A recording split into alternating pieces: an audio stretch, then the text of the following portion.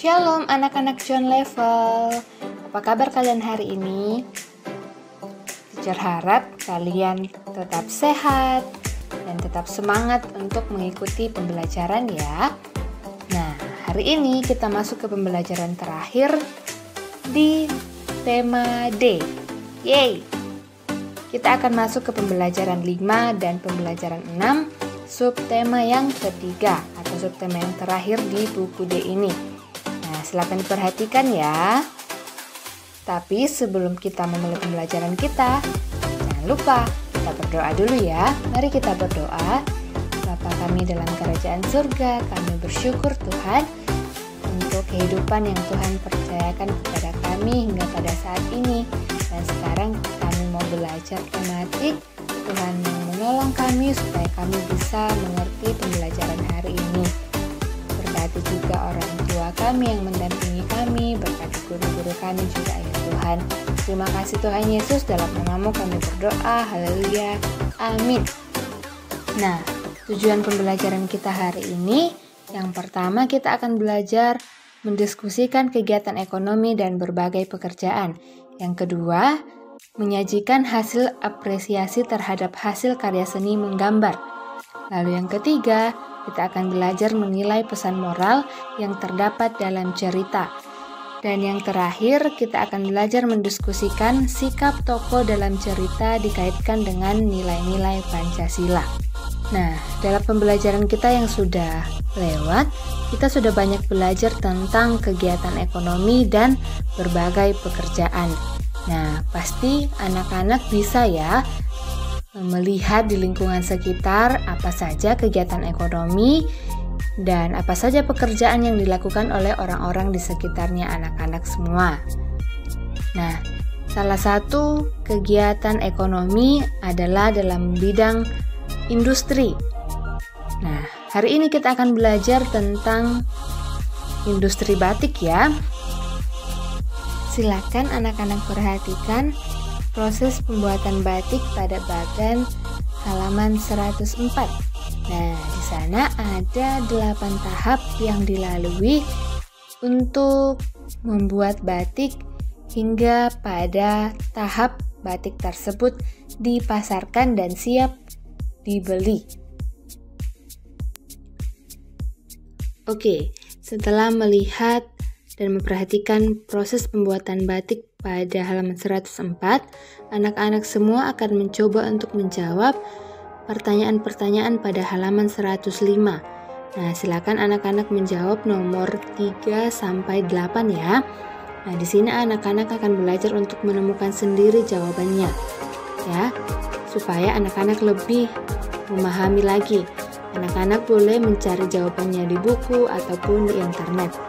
Dan bisa memastikan bahwa sumber yang kalian baca adalah sumber yang tepat. Oke, jadi ketika kalian mencari di internet atau di buku, pastikan bahwa sumber tersebut adalah sumber yang akurat.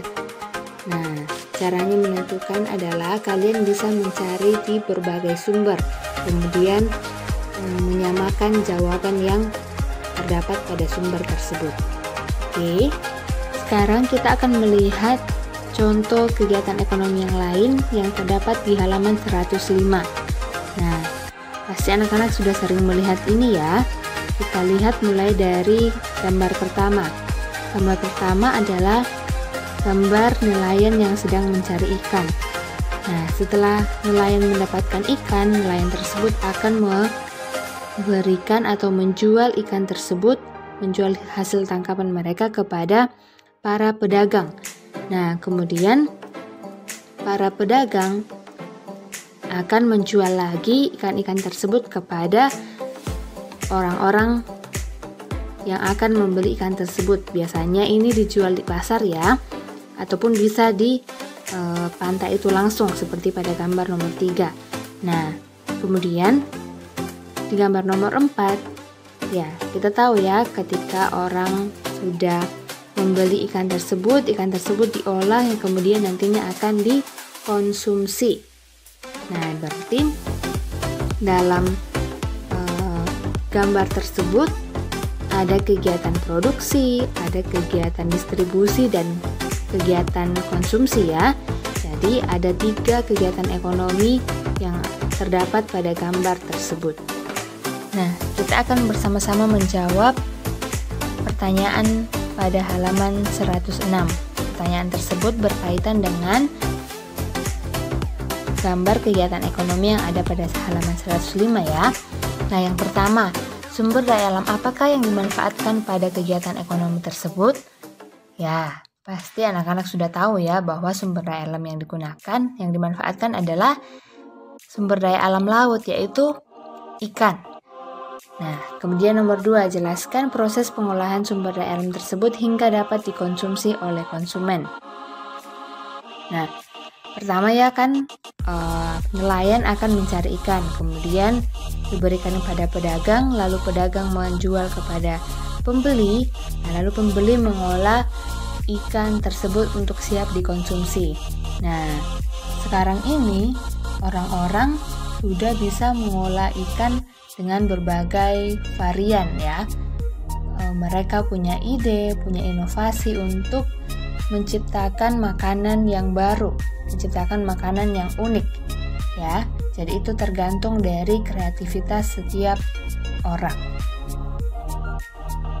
Pertanyaan ketiga, pekerjaan apa saja yang terlibat dalam setiap kegiatan?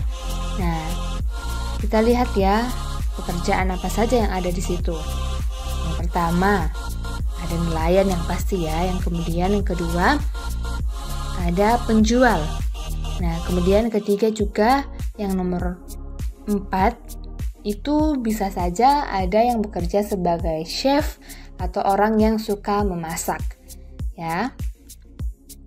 Kemudian pertanyaan nomor 4, gambar manakah yang menunjukkan kegiatan produksi, distribusi, dan konsumsi? Nah, kita melihat yang termasuk produksi adalah nelayan. Ya, gambar nomor 1, nelayan ketika mencari ikan itu namanya kegiatan produksi. Kemudian untuk gambar 2 dan 3 itu termasuk distribusi, di mana nelayan memberikan kepada para pedagang, kemudian pedagang nanti akan menjual kepada konsumen, kepada orang-orang yang ingin membeli ikan. Kemudian di kegiatan konsumsi ya, pasti ya pada gambar yang keempat itu ikannya sudah diolah dan siap untuk dimakan. Pertanyaan nomor 5, bagaimana pengaruh kegiatan ekonomi di atas terhadap kesejahteraan masyarakat sekitar? Jelaskan. Tentunya sangat berpengaruh ya kegiatan ekonomi tersebut terhadap kesejahteraan masyarakat. Nah, ketika nelayan bisa menangkap ikan, maka kebutuhan masyarakat akan terpenuhi ya, karena kita tahu ikan merupakan salah satu sumber daya alam yang dimanfaatkan sebagai lauk pauk ya, dan juga memberikan vitamin dan memberikan berbagai manfaat bagi tubuh manusia. Jadi itu sangat penting sekali. Jika tidak ada nelayan, tidak ada yang menangkap ikan, maka masyarakat tidak bisa makan ikan, tidak bisa memperoleh manfaat dari ikan tersebut. Sekarang kita akan masuk ke pembelajaran yang selanjutnya. Kita akan membaca cerita tentang Pak Tani yang baik hati. Silakan buka bukunya halaman 109 ya.